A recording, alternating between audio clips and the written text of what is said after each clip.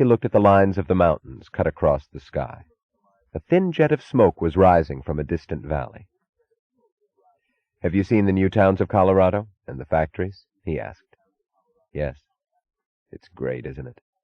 To see the kind of men they've gathered here from every corner of the country. All of them young, all of them starting on a shoestring and moving mountains." "What mountain have you decided to move?" "Why?" "What are you doing in Colorado?" He smiled. "Looking at a mining property." "What sort?" "Copper." "Good God, don't you have enough to do?" "I know it's a complicated job, but the supply of copper is becoming completely unreliable. There doesn't seem to be a single first-rate company left in the business in this country. And I don't want to deal with Donconia Copper. I don't trust that playboy." "I don't blame you," she said, looking away. "So if there's no competent person left to do it, I'll have to mine my own copper, as I mine my own iron ore. I can't take any chances on being held up by all those failures and shortages. I need a great deal of copper for Reardon Metal." "Have you bought the mine?"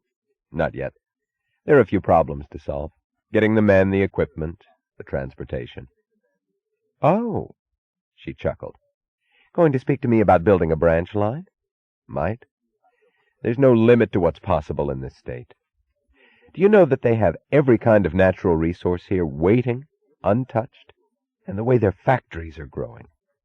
I feel 10 years younger when I come here." "I don't." She was looking east, past the mountains. "I think of the contrast. All over the rest of the Taggart system, there's less to carry, less tonnage produced each year. It's as if... Hank, what's wrong with the country?" "I don't know. I keep thinking of what they told us in school about the sun losing energy, growing colder each year. I remember wondering then, what would it be like in the last days of the world? I think it would be like this, growing colder and things stopping." "I never believed that story. I thought by the time the sun was exhausted, men would find a substitute." "You did? Funny, I thought that too." He pointed at the column of smoke. "There's your new sunrise. It's going to feed the rest. If it's not stopped. Do you think it can be stopped?" She looked at the rail under her feet. "No," she said. He smiled. He looked down at the rail, then let his eyes move along the track up the sides of the mountains to the distant crane. She saw two things, as if for a moment the two stood alone in her field of vision. The lines of his profile, and the green-blue cord coiling through space. "We've done it, haven't we?" he said. In payment for every effort, for every sleepless night, for every silent thrust against despair, this moment was all she wanted. "Yes, we have." She looked away, noticed an old crane on a siding, and thought that its cables were worn and would need replacing. This was the great clarity of being beyond emotion, after the reward of having felt everything one could feel. Their achievement, she thought, and one moment of acknowledging it, of possessing it together. What greater intimacy could one share? Now she was free for the simplest, most commonplace concerns of the moment, because nothing could be meaningless within her sight. She wondered what made her certain that he felt as she did. He turned abruptly and started toward his car. She followed. They did not look at each other. "I'm due to leave for the East in an hour," he said. She pointed at the car. "Where did you get that?" "Here. It's a Hammond of Colorado. They're the only people who are still making a good car.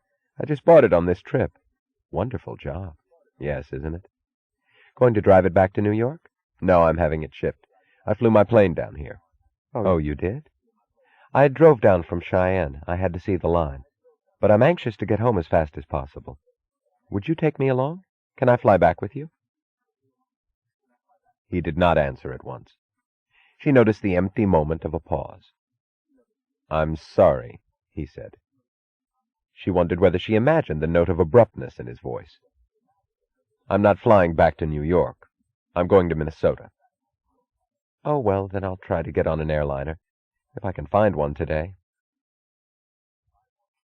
She She watched his car vanish down the winding road. She drove to the airport an hour later. The place was a small field at the bottom of a break in the desolate chain of mountains. There were patches of snow on the hard, pitted earth. The pole of a beacon stood at one side, trailing wires to the ground. The other poles had been knocked down by a storm. A lonely attendant came to meet her. "No, Miss Taggart," he said regretfully. "No planes till day after tomorrow. There's only one transcontinental liner every 2 days, you know, and the one that was due today's been grounded down in Arizona.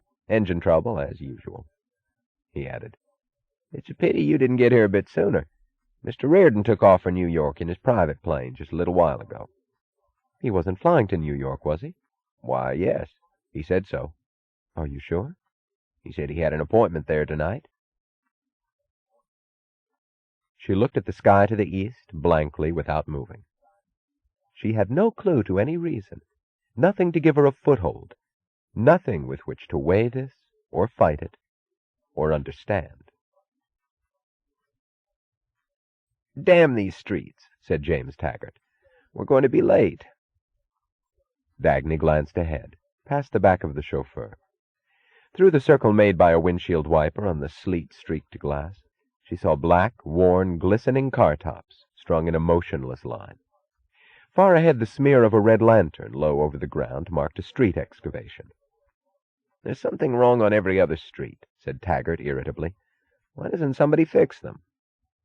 She leaned back against the seat, tightening the collar of her wrap.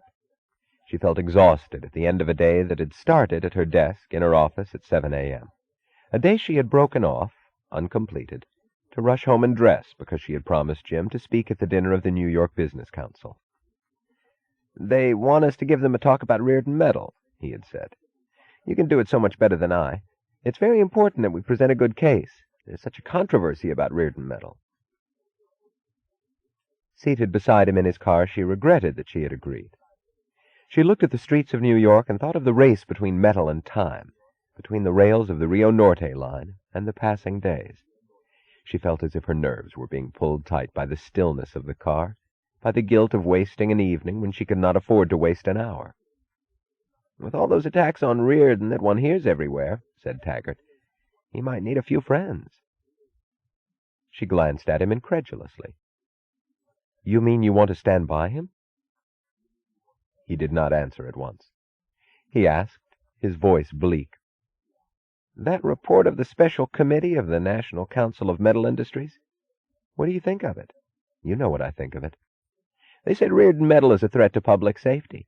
They said its chemical composition is unsound. It's brittle, it's decomposing molecularly, and it will crack suddenly without warning." He stopped as if begging for an answer. She did not answer. He asked anxiously, "You haven't changed your mind about it, have you?" "About what?" "About that metal." "No, Jim, I have not changed my mind." "They're experts, though. The men on that committee. Top experts, chief metallurgists for the biggest corporations with a string of degrees from universities all over the country." He said it unhappily, as if he were begging her to make him doubt these men and their verdict. She watched him, puzzled. This was not like him. The car jerked forward. It moved slowly through a gap in a plank barrier, past the hole of a broken water main. She saw the new pipe stacked by the excavation. The pipe bore a trademark, Stockton Foundry, Colorado. She looked away. She wished she were not reminded of Colorado.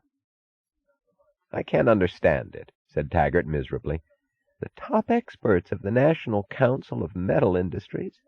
"Who's the president of the National Council of Metal Industries, Jim?" "Orrin Boyle, isn't it?" Taggart did not turn to her, but his jaw snapped open. "If that fat slob thinks he can—" He started, but stopped and did not finish. She looked up at a street lamp on the corner. It was a globe of glass filled with light. It hung secure from storm, lighting boarded windows and cracked sidewalks, as their only guardian. At the end of the street across the river, against the glow of a factory, she saw the thin tracing of a power station. A truck went by, hiding her view. It was the kind of truck that fed the power station, a tank truck, its bright new paint impervious to sleet, green, with white letters, Wyatt Oil, Colorado. Dagny, have you heard about that discussion at the Structural Steelworkers Union meeting in Detroit? No, what discussion? It was in all the newspapers. They debated whether their members should or should not be permitted to work with Reardon Metal. They didn't reach a decision, but that was enough for the contractor who was going to take a chance on Reardon Metal. He canceled his order, but fast. What if everybody decides against it? Let them.